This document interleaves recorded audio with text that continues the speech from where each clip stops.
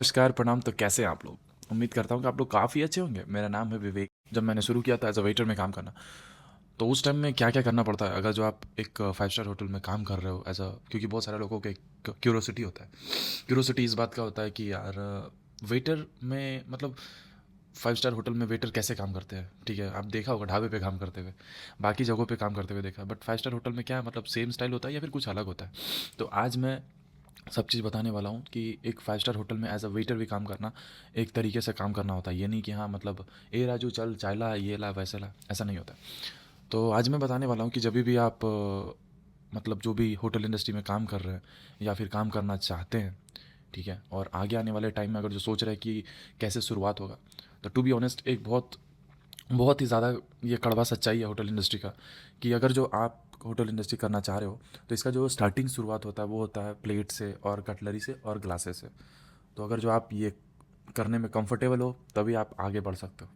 तो सबसे ज़्यादा इंपॉर्टेंट क्या होता है कि अगर जो आप होटल इंडस्ट्री में हो और आपका जो जॉब लगा है वो पहला पोजीशन होता है एज अ वेटर में, ठीक है? आज आप एज अ वेटर काम करते हो। बहुत सारा ऐसा कंपनी में एज अ वेटर लिखता है, एज अ प्रोफेशनल में एसोसिएट लिखता है, एज अ एम्बेसडर लिखता है, अलग अलग नाम है बट काम सेम है, ठीक है? मतलब रफ एंड टफ शब्दों में कहा जाए तो वेटर, ठीक है? ये ज़्यादा हार्ड भी नहीं है कि हाँ यार वेटर क्यों ऐसा, हे वेटर, ठीक है? कोई अगर जो गेस्ट बोलता है वेटर, तो थोड़ा मूड झरकता है कि भाई क्या बोल रहा है, या you can call me server, server भी ठीक लगता है, बट वेटर कोई बोल दे तो थोड़ा बुरा लगता है कि साला वेटर बोल रहा है बे, ठीक है? तो वो चीज़ है। और सबसे पहला चीज़ है कि आप जब शुरू करोगे, तो एज अ वेटर में आपको शुरू करना पड़ेगा, और जब वेटर में आप शुरू करोगे, तो जब भी आपका स्टार्टिंग का डेज रहेगा, अगर जो आप नए रेस्टोरेंट में गए हो, ठीक है? आप इंडिया में भी, इंडिया और यहाँ की भी मैं बात करूँगा, दुबई में जब आप वहाँ जाओगे, वहाँ काम करोगे, तो सबसे पहला आपको दिन जो होगा वो आपको ऑब्जर्वेशन कराएगा। मतलब आपको एक कोई जो पहले से बंदा काम कर रहा है एज अ वेटर, उसके साथ में आपको रखेगा, उसके साथ में आपको रनर की तरह रखेगा। रनर की तरह, रनर का काम क्या होता है, रनर की तरह काम होता है कि मैं एज अ वेटर हूँ, तो मैं क्या करूँगा, मैं अपने रनर को बोलूँगा, भाई ये टेबल अभी जा रहा है, मतलब ये टेबल का खाना हो गया, अभी ये जाएगा, इसका तुम क्लियरेंस करियो, क्लियरेंस करियो। तो वो क्लियरेंस ये नहीं होता गया प्लेट उठाया लेके आ गया। एक ट्रे होता है, ट्रे में आपको सब चीज़ रखना पड़ता है, जितना भी सब सामान होता है, जितना भी कटलरी, गंदा कटलरी, जूठा कटलरी, सब उठाना पड़ेगा। ये होटल इंडस्ट्री में आपको नहीं सोचना पड़ेगा कि यार ये जूठा कटलरी है, मैं कैसे इसको उठाऊंगा, ये सब कुछ नहीं। जो है उठाना है तो उठाना है, सब चीज़ उठाओ उठाओ, ठीक है? Boom boom boom. उसके बाद आपको टेबल रीसेट करना पड़ेगा। टेबल रीसेट के लिए आपको कटलरी होता है, फ्रेश कटलरी, साइड स्टेशन में आपके पास कटलरी होगा, वो आपको हेल्प करेगा सेटअप के लिए। तो जो भी आपका रनर का काम होता है वो आपको करना पड़ेगा, मतलब एक रनर की तरह आपको ऑब्जर्वेशन करना पड़ेगा। कोई भी अगर जो वेटर है तो वो क्या दे रहा है गेस्ट को, क्या नहीं दे रहा है, ठीक है? तो वो आपको एक ऑब्जर्व करना पड़ेगा, वो आपको देखना पड़ेगा कि यार वो क्या दे रहा है, कैसे क्या बात से कर रहा है, कैसे वो गेस्टों से बात कर रहा है, कैसे वो इमोशनल इंगेजमेंट कर रहा है। आप देखोगे वो बहुत फ्रीली बात करता है। कोई कोई वेटर होता है ना, जैसे बहुत कॉन्फिडेंस से बात करता है। जैसे मैं अपना एग्जांपल दूं, जब भी मैं सर्विस करता था, तो मतलब कि जो मेरा रनर था वो मुझे देखता था और कहता था, यार सर आप पैसे कैसे निकलवा लेते हो गेस्टों से, ठीक है? मतलब बात करते करते आप पैसे कैसे निकलवाते हो? तो ये सब एक्सपीरियंस से आता है।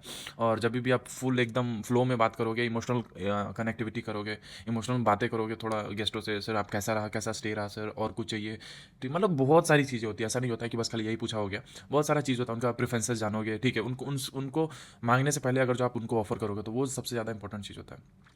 तो ये सब हो गया। आप एज अ रनर बहुत सारा चीज़ समझोगे। वो हो गया रेस्टोरेंट के अंदर।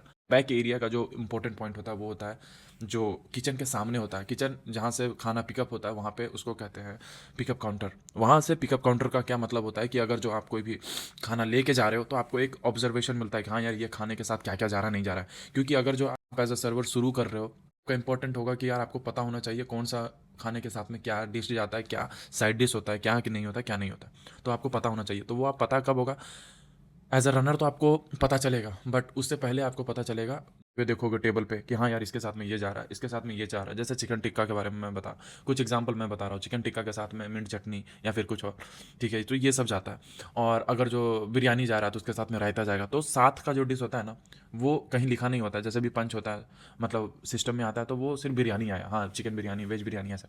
तो उसके साथ में साइड डिशेस नहीं लिखा होता है, वो सिर्फ मेन्यू में मेंशन होता है। बट मेन्यू आपको अगर जो पता नहीं है, तो आप देख के ऑब्जर्व करके जब भी आप पिकअप कर रहे हो, तो उस टाइम में कितना इंपॉर्टेंट होता है, वो आपको बहुत ज़्यादा इंपॉर्टेंट होगा जब भी आप देख रहे हो।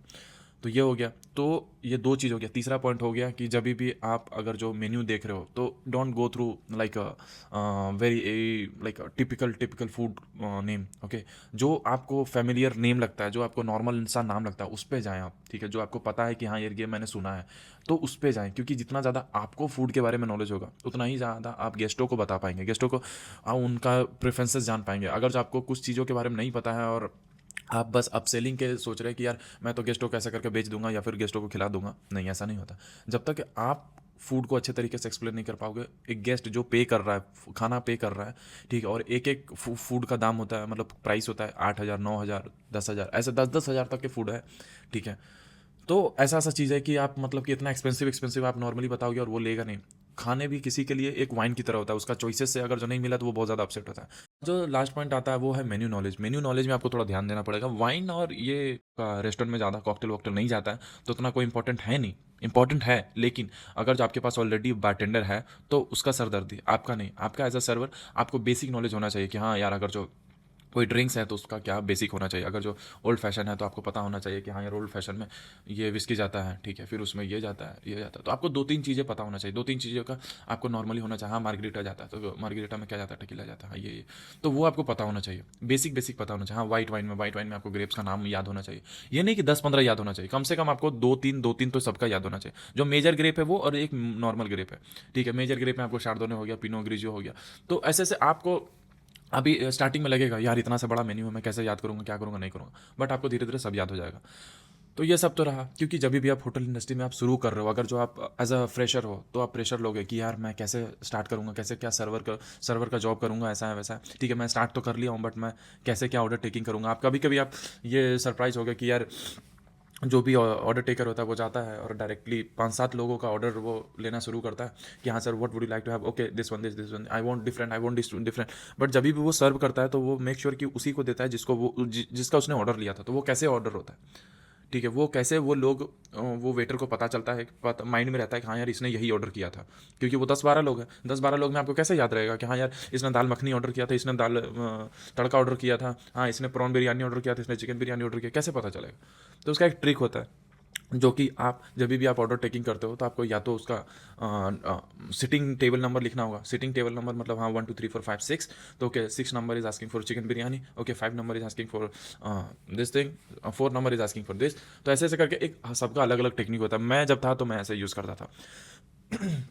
तो ये सब तो रहा जब भी आप एज अ वेटर शुरू करते हो कोई भी होटल में, तो 5 स्टार होटल में, 4 स्टार होटल में, कोई भी होटल में अगर जो आप शुरू करते हो, ये सब आपकी बेसिक चीज़ें हैं। और कुछ कुछ चीज़ें जो कि आप अगर जो आपका फर्स्ट डे है तो आपको थोड़ा सा नर्वस होगा, बट ये सब चीज़ नॉर्मल है। सबसे पहले ज़्यादा है कि आपको काम शुरू करना पड़ेगा, काम शुरू करना पड़ेगा विथ पॉजिटिव, ठीक है। अगर जो आपने शुरू किया है, कहते हैं ना कि यार सिर्फ पॉजिटिव पॉजिटिव ज्ञान पेलने से कुछ नहीं होता है। मैं ये कह रहा हूँ कि अगर जो आपने शुरू किया है तो शुरू किया है कुछ सोच समझ के ही शुरू किया होगा। ये नहीं कि हाँ भाई आपको किसी ने ज़बरदस्ती दे दिया। जब शुरू किया है तो करना तो है ही। जब करना है तो फिर क्यों ना अच्छे से तरीके से किया जाए। क्यों, वो कहते हैं ना रंडी रोना है रो करके फिर किया जाए। तो करना है तो तरीके से करो, नहीं करना है तो मत करो। मेरा एक ही डायलॉग है, करो तो ढंग से, वरना, ठीक है। तो बात ये सब रहा है। तो ये सब तो रहा आज का वीडियो, और भी बहुत सारी चीज़ें हैं जो कि होटल इंडस्ट्री के बारे में है। तो और भी आगे बने रहना चाहते हो या फिर आप चाहते हो कि मैं ऐसा ऐसा बातें और बताऊं अबाउट होटल इंडस्ट्री, तो जितना ज़्यादा आप सब्सक्राइब करोगे, अगर जो आप होटल इंडस्ट्री में हो और या काम कर रहे हो या फिर ज्वाइन करना चाहते हो या फिर कॉलेज में हो आप, तो प्लीज़ सब्सक्राइब करो। या फिर आपके कोई रिश्तेदार हैं जो कि होटल इंडस्ट्री कर रहे हैं या तो करने के बारे में सोच रहे हैं, तो प्लीज़ उनको ये शेयर करना, ताकि उनको और से ज़्यादा और एक फैमिली या नॉर्मल इन्फॉर्मेशन मिल सके जो कि मैं दे रहा हूँ, ठीक है। और ये सब चीज़ रहा, आपको कुछ नहीं करना, आपको बस सब्सक्राइब करना है इस चैनल को। और ये एक मोटिवेशन भी मिलता है कि हाँ मैं ज़्यादा से ज़्यादा वीडियो बना सकूँ, क्योंकि अगर जो सब कम सब्सक्राइबर हो, 2-4 व्यू आए, तो वो थोड़ा एक डिसअपॉइंटिंग लगता है। बट या इट्स स्टार्टिंग फेज, उतना अभी सोचने का तो है नहीं, बट अभी मैं जो भी बना रहा हूँ सही बना रहा हूँ। तो ये सब रहा। चलो मिलते हैं अगले ब्लॉग में, तब तक अपना ध्यान रखें, मस्त रहे, स्वस्थ रहे, ज़बरदस्त रहे। सी यू, सबा खैर।